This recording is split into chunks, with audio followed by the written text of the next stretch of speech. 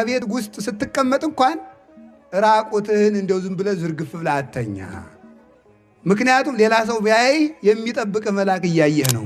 አሁን እኔ የቤታችሁ ቁጭ ብዬ ልብሳችሁን አውለቃችሁ ኃጢአት ትሰራላችሁ? ባን የምታፍሩ ከሆነ አንድ መልአክ እንዴት አታፍሩ? ሰይጣንን አንድ ቀን አንድ ባይታዊ አግኝቶ እንዲገፍቶ ገደል ሊወረውረው ሲል ሞኝ አንተ ባታዝንልኝ እኮ እግዚአብሔር ፍጥረቱ ስለሆንኩ አያጠፋኝ ብሏል። ሰይጣን ራሱ ሰው በአምላክ ደም የተገዛ ውድ ፍጥረት ነው። አምላክ ስጋ የተዋጀ ነው። የሰው ልጅ እኮ መልአክ ራሱ ዋጋው አይደለም። የሰው ልጅ በመልአክ አካል እንኳን አይመጠንም። ገዛ በአምላክ ደንግጣቸው አስወጡ። እኛን ተኛውን ሰይጣን አይተኛም። እኛ ይደክመናል፣ ሰይጣን አይደክመውም። እኛ ይርበናል፣ ሰይጣን አይርበውም። እኛን ያመናል፣ ሰይጣን አያመውም። እኛን ይበርደናል፣ ሰይጣን አይበርደውም። እኛን ይሞቀናል፣ ሰይጣንን አይሞቀውም። አንድ ቀን ለምን አጥፍቶን አያድርም ሲባል እግዚአብሔር በመላእክት እግዚአብሔር ነው ይላል። የሚገባ የለም ጨረስኩ ቤተክርስቲያን አልመጣም የሚል ምዕመን አለ ማለት ነው።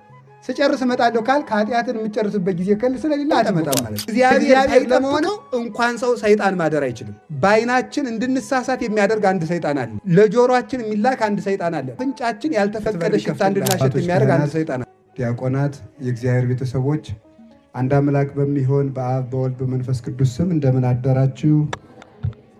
እንደምን ሰነበታችሁ? እንደምን ቆያችሁ? በቸርነቱ እስከዚህ ቀን ያደረሰን አምላክ ስሙ የተመሰገነ ይሁን። በመካከላችን ተገኝቶ እንዲያስተምረን ቅዱስ ፈቃዱ ይሁንልን።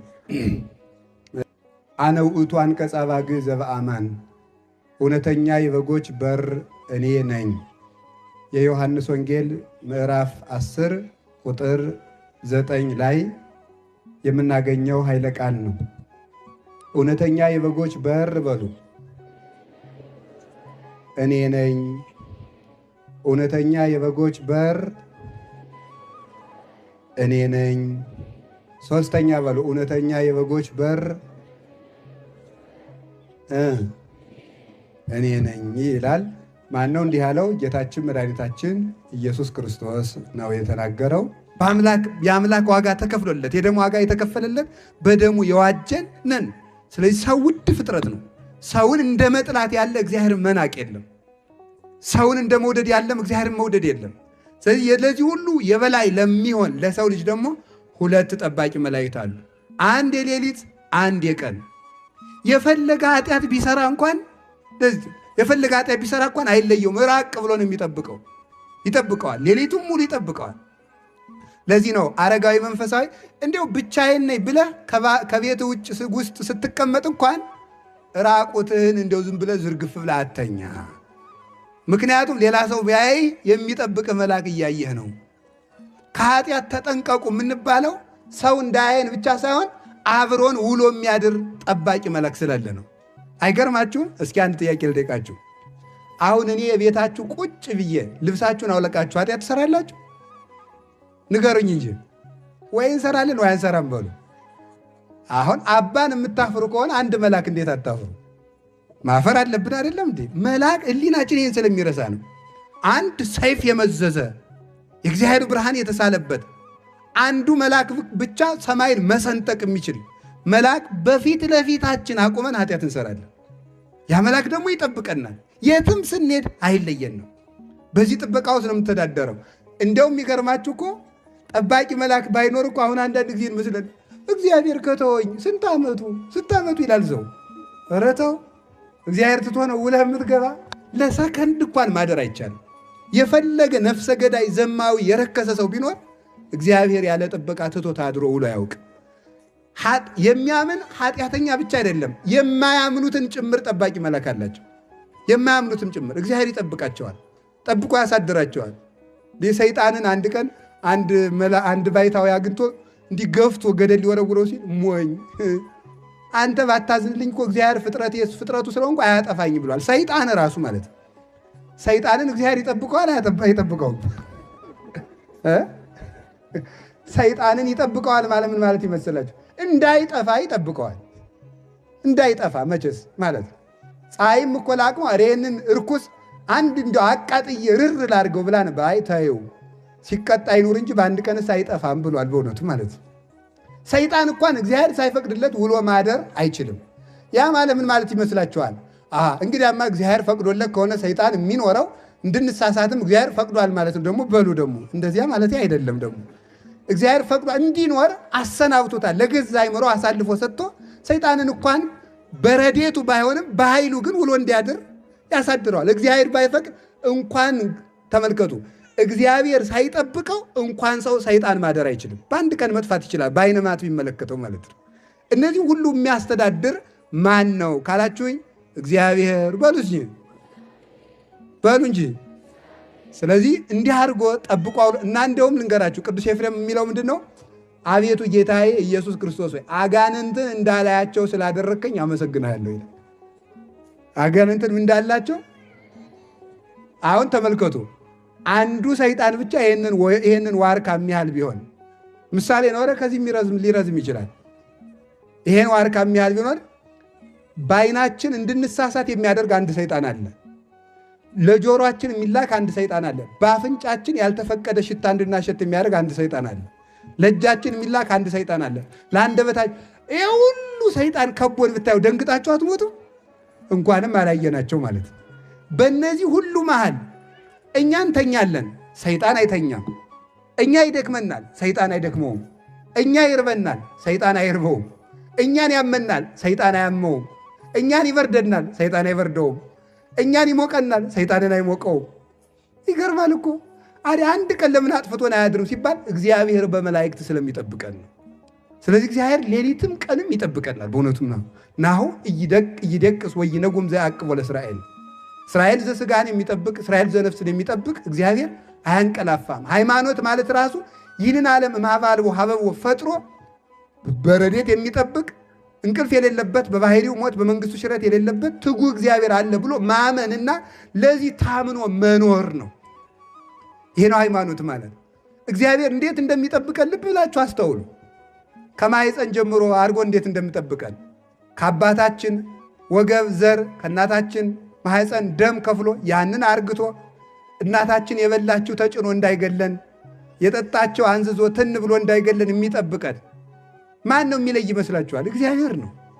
በማኅፀን ጀምሮ የሚጠብቀን። አሁን ለሕፃን ልጅ በጨው እንጀራ ለ6 ወር ልጅ ብታጎርሱት አይገለውም? ይገለዋል። ግን እናቱ በጨው እንጀራ እየበላች ማኅፀን ሳለ አይሞትም። ለምን ይመስላችኋል? እግዚአብሔር እየጠበቀው ነው በእውነቱ ማለት ነው። ሕፃን ልጅ ከተወለደ በኋላ መንፈቅ ዓመት እስኪሞላው ድረስ ይቺ ነጠላ ራሱ አፍና ትገለዋለች። ግን የእናቱ ሆድ ለምን አፍኖ አልገደለውም? እግዚአብሔር ስለሚጠብቀው ነው። ስለዚህ ቅዱስ ዳዊት ምን አለ? በእናቴ ማኅፀን ጀምሮ አንተ አምላኬ ነህ፣ እምከርሰ እምዬ አንተ አምላኬ፣ ከእናቴ ማኅፀን ጀምሮ አንተ አምላኬ ነህ ብሎ የተናገረ ለዚህ ነው። እግዚአብሔር እንዲጠብቆ ያሳድገናል። ብዙ ጊዜ ሕፃን እኛ ስንወድቅ ቶሎ እንሰበራል። ሕፃናት በየቀኑ እየወደቁ ለምን አይሰበሩ ይመስላችኋል? አይገርማችሁም? መቼስ ሳይንስ መልስ አያጣም።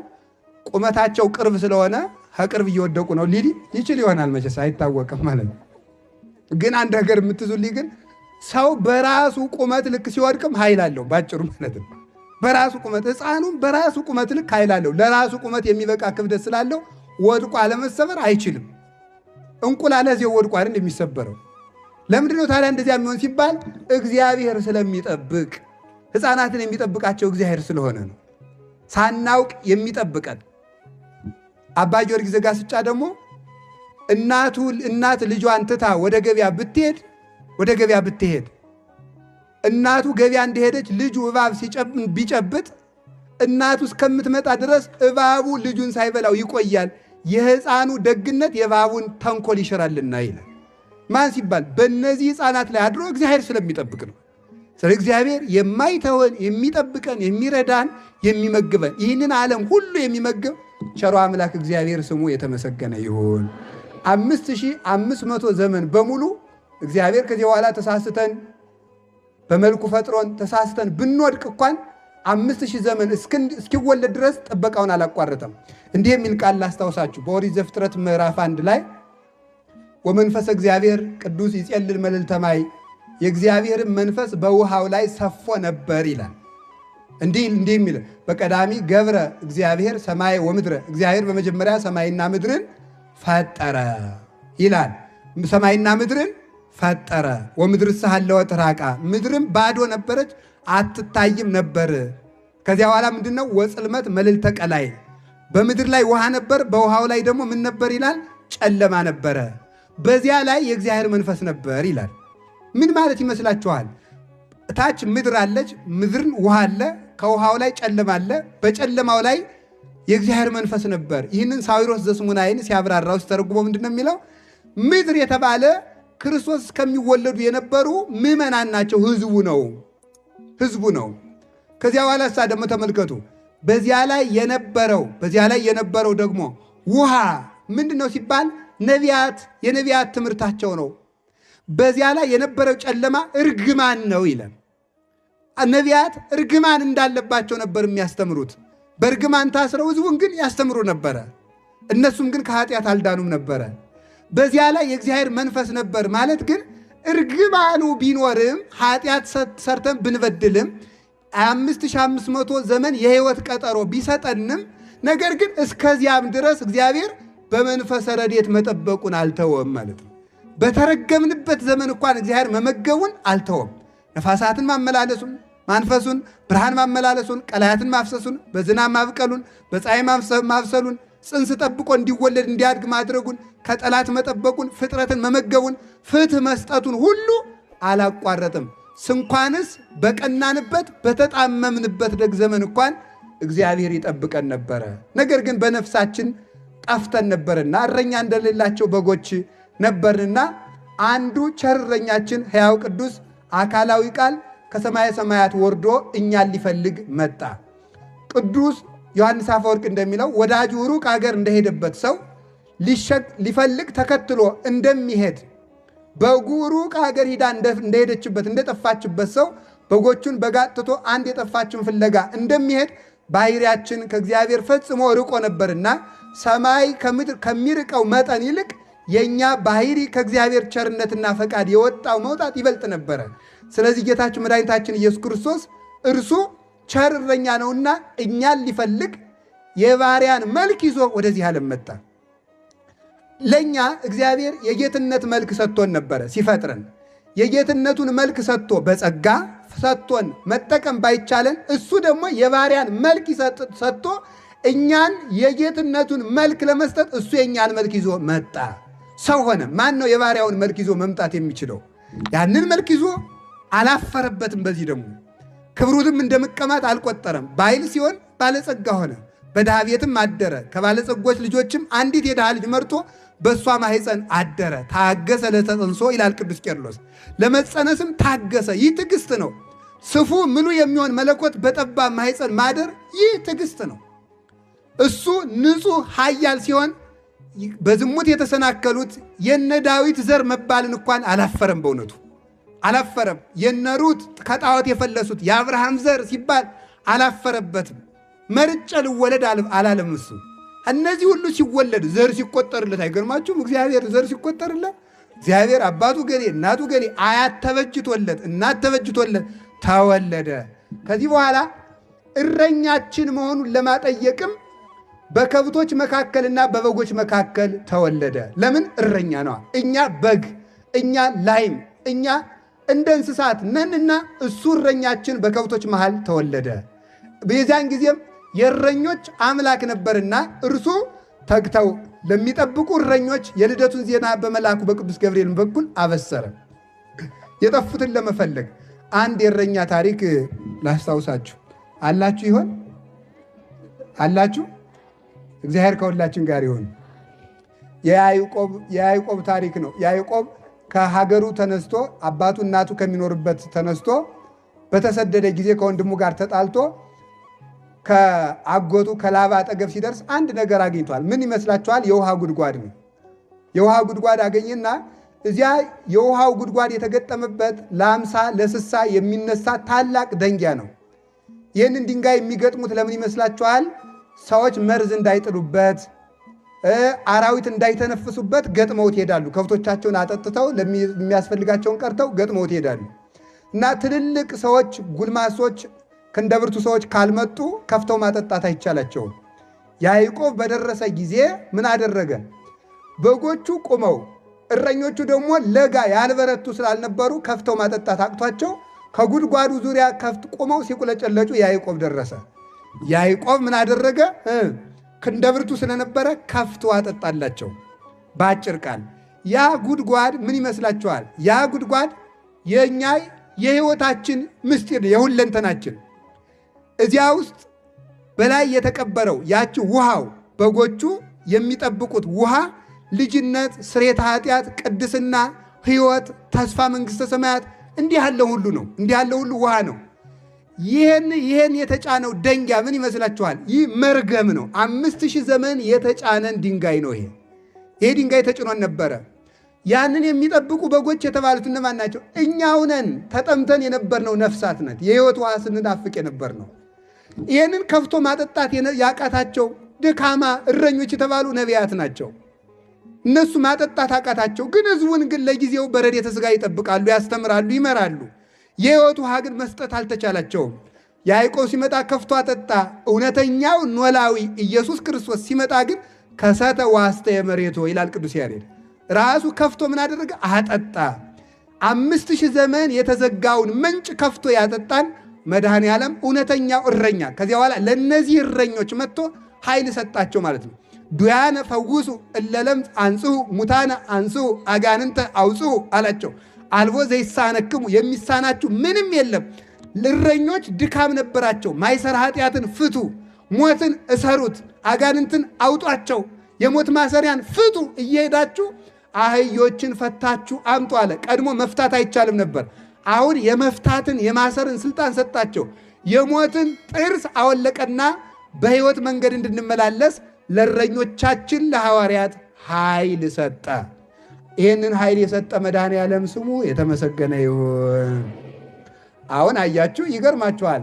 እሱ እውነተኛው እረኛ እኛን ለመፈለግ መጣና ከበጎቹ ወገን ከአንዲቱ በግ ምን አደረገ? ተወለደ። አያችሁ፣ እረኛ ከበግ ተወለደ። ይህ ድንቅ ነው።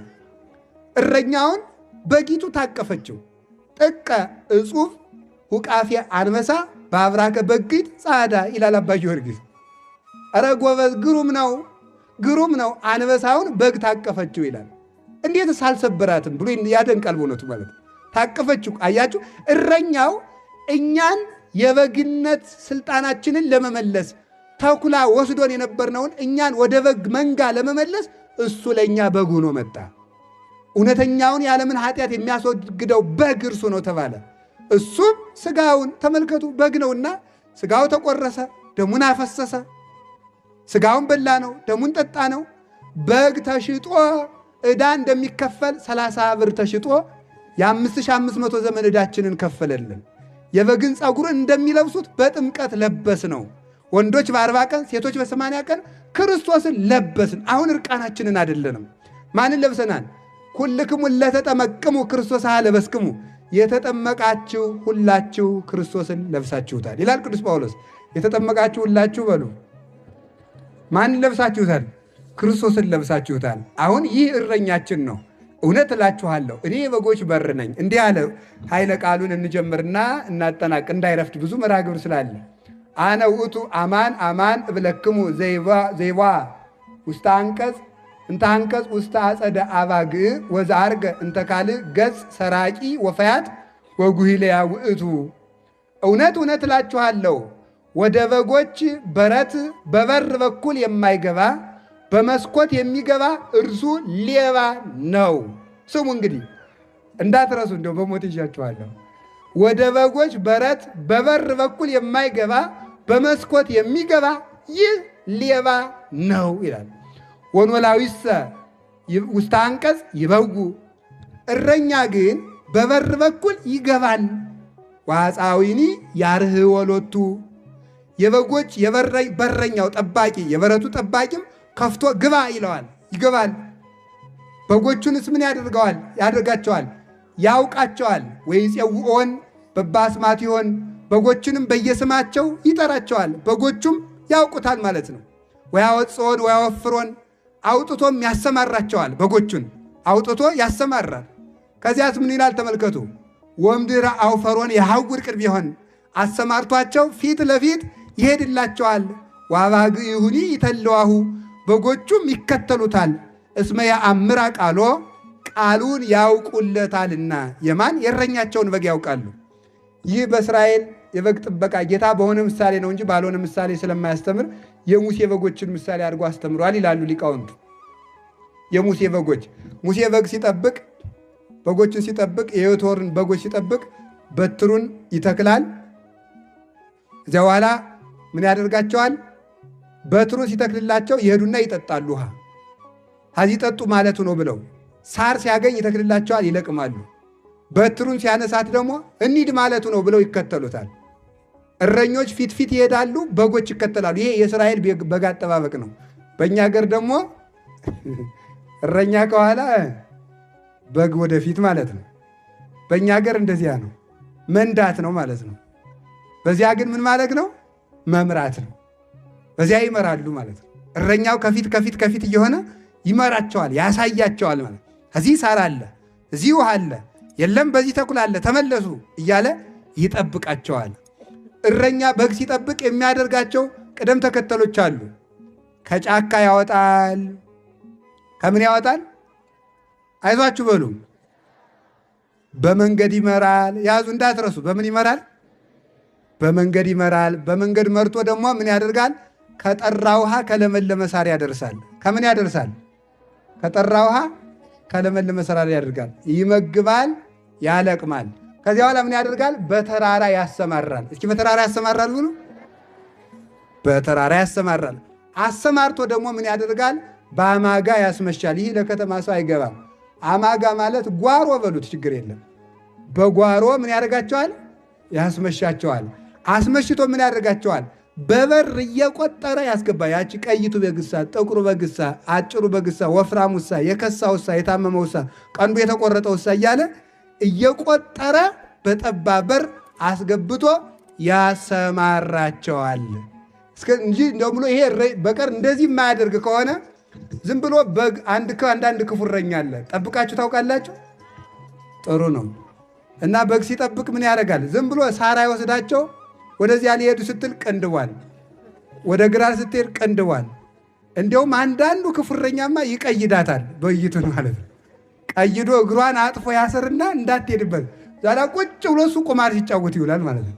እንደዚህ ያለ እረኛ እግዚአብሔር ይጠብቃቸው በጎችን። ቸር ጠባቂያችን ኢየሱስ ክርስቶስ በበጎች በር እንድንገባ እግዚአብሔር ይርዳን። እንግዲህ የበጎች በር እንዲከፈትልህ ሕግ ነው፣ የምስጢር በር ነው፣ የረድኤት በር ነው። እንዲከፈትልህ አንኳኩ። አንድ ጸሎት ነው። የበጎች በር እንዲከፈት አንድ ጸሎት ነው። ሁለተኛ የተዘጋ በር የተባለ ልብ ነው። አንተ የልብህን በር ስትከፍት እግዚአብሔር የቸርነት በር ይከፍትልሃል ይላል። የቸርነቱን በር ይክፈትልን። ይቆየን። ወስብሐት ለእግዚአብሔር።